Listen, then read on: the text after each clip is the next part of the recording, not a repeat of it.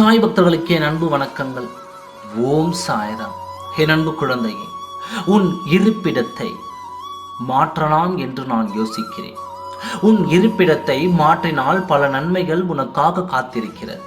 உன் இருப்பிடம் மாற்ற வேண்டும் என்று கட்டாயம் வந்துள்ளது. காரணம் இல்லாமல் உன் சாயப்பா எதுவும் சொல்ல மாட்டேன்.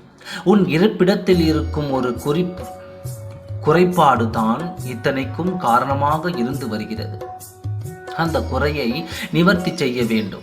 இல்லை என்றால் உன் இருப்பிடத்தை மாற்ற வேண்டும். அந்த கட்டாயத்தில் இருக்கும் மாற்றங்களை கண்டிப்பாக செய்துதான் ஆக வேண்டும். மாற்றம் ஒன்றை செய்தால்தான் மாற்றங்கள் உன்னை தேடி வரும். இந்த காலகட்டத்தில் தான் நீ இப்பொழுது இருக்கிறாய். ஒரு சிலருக்கு ஒரு இடத்தில் இருக்கும் ஒரு பொருளை இன்னொரு இடத்திற்கு மாற்றி வைப்பதும் மாற்றம்தான். இதை செய்தாலே கட்டாயம் இருக்கும் நிலைகள் கட்டாயம் மாற்றம் அடையும். உதாரணத்திற்கு, நீ உன் இல்லத்தில் வைத்திருக்கும் அலமாரிகள் சரியான இடத்தில் இருக்கிறதா என்று பார்.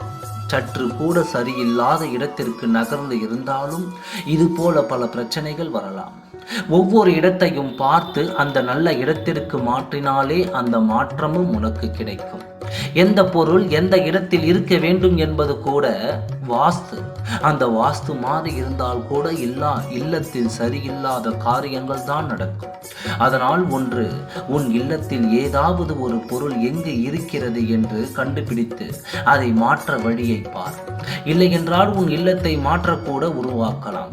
உன் இல்லத்தில் ஒரு பொருள் இருக்கக்கூடாத இடத்தில் இருக்கிறது. அதை நீ சோதித்து பார்த்தால் உன் கண்களுக்கே தெரிய வரும். அது கூட உன் வாழ்க்கைக்கு வரும் பிரச்சனைக்கு காரணமாக இருக்கிறது. அதை மாற்றிவிட்டால் கூட உன் பிரச்சனைகள் சரியாகிவிடும்.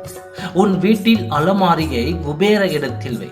அப்பொழுது 100 ரூபாய் உனக்கு வருமானம் வந்தால் ஒரு 2 ரூபாயாவது அங்கே மிச்சமாகும். வாஸ்து என்பது பொய் அல்ல.